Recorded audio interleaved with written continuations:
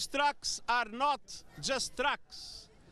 They are a lifeline. Ni dɛmɛ kofɔlen sera ka se bande Gaza la kunun kari nka Duniya Kelenyatɔnba Nations Unies a ka cakɛda bolo min sigilen don dɛmɛ telimanw labilali kama ka taa Palestina jamanadenw ma minnu y'u sigiyɔrɔ bila ka sabu kɛ fitinɛ ye y'a yira k'a wulikajɔ baaraw kuntagala bɛna sɔn ka surunya ka kɔn arabadenw ɲɛ wa ko min fɛnɛ bɛna sɔn ka kɛ gɛlɛyaba de ye walasa dɔ ka fara dɛmɛ kan baw ko Israɛl jamana finitigiw ka sanfɛ pangulu fodoli o tɛ ka kɔtigɛ ka taa Hamas o kɛlɛcɛw ma wa ko min fɛnɛ gɛlɛya dɔ bɛ ka bin Israɛl jamana dugukolo fan dɔw kan u y'a da kan ko tajintanya jintanya dɔgɔtɔrɔso tanya ka fara buru dilanyɔrɔw tanya kan i n'a fɔ Duniya Kelenyatɔnba Nations Unies ka bolofara min sigilen don dɛmɛ telimanw labilali kama ɲɛmɔgɔ ye ni kunnafoni lase cogo min na Philippe Lazarani a ko of the Israeli forces to move more than 1 million civilians living in northern Gaza within 24 hours. tajintanya fonow bɛ senna dɛmɛ nunu laseli dugudenw ma minnu bɛ gɛlɛya kɔnɔ ko ɲɛw bɛna sɔn ka gɛlɛya kosɛbɛ baw a ma fanba minnu mago bɛ dɛmɛ la caman de jigilatigɛlen don ka sabu kɛ tajintanya ye ni taji dun tanyalen don dɛmɛw laseli a seyɔrɔ la bɛ se ka kɛ gɛlɛya ye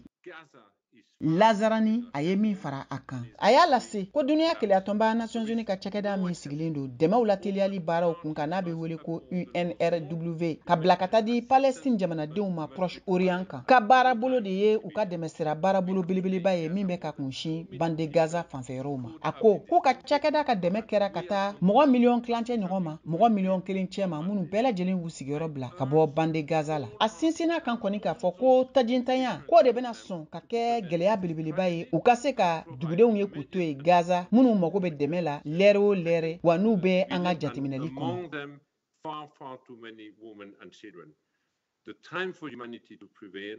is now. O kosɔn n bɛ wele bila ka taa fan fila bɛɛ lajɛlen ma u ka se ka siraw labila an ye joona joona tajiko ta fanfɛla la bande Gaza kɔnɔ ani fɛnɛ ka hakilisigi di an ma tajiko kun kan min bɛna kɛ sababu ye ka dɛmɛ don an ka bolimafɛnw ma u ka se ka dɛmɛw lase u seyɔrɔ la joona Lazarani a ye nin fɛnɛ fɔ Gaza kɛlɛ kɔlɔlɔ bonyana kosɛbɛ an ka cakɛda ma min ka baara bɛnnen don baɲumankɛ ma n'o ye UNRWA ye baw an ka cakɛla mɔgɔ 29 de bɛ yen minnu bɛɛ lajɛlen fagara kabiri nin kɛlɛ in daminɛna Hamas finitigijɛkulu ani Israɛl jamana cɛ Octobre kalo tile 7 san 2023 n'a kɛra sababu ye ka mɔgɔ 1000 ni mɔgɔ 400 ɲɔgɔn ni bɔnɛ ka ban ka taa o waati ma Israɛl jamana kɔni bɛ ka mugujugu kerun ka taa Gaza ma Palestina jamana ɲɛmɔgɔw ye a lajɛya o senfɛ k'a fɔ k'a ka ca ni mɔgɔ 400 ni 400 de ye minnu bɛɛ lajɛlen fagara ko so caman de tiɲɛna u ka jamana marabolo dɔw kɔnɔ yɔrɔ minnu bɛ ka taa Méditerranée o kɔgɔjida kɛrɛfɛla la n'a filɛ nin ye Rafa laban yɔrɔ la ka taa se bande Gaza ma n'o ni Egypte bɛ dancɛ bɔ n'o kɛra sababu ye sibiridon sɔgɔmada fɛ muguci fɔlɔ kunkanw ka bɔ Hamasi ka finitigijɛkuluw fɛ ka taa nin yɔrɔ kofɔlen ma kɔnwa dɔ min tun bɛ taa fo kamiyon 20 ɲɔgɔn na kɔni bɔra ni ji ani da dumunifɛn ka fara kuraw kan ani ka taa se bololafɛn wɛrɛw caman ma n'o tun mago bɛ Gaza dugudenw ye u ka se k'o lasɔrɔ Cindy McCain ye Duniya Kelenyatɔnba Nations Unies ka cakɛda min sigilen don da dumuniko kama n'a bɛ wele ko Programme Alimentaire Mondial o ɲɛmɔgɔ ye fɛnɛ ye laseli kɛ min kɛra kunnafoni di dɔ la ABC ka jabarani so kan ni kunɲɔgɔn laban in na.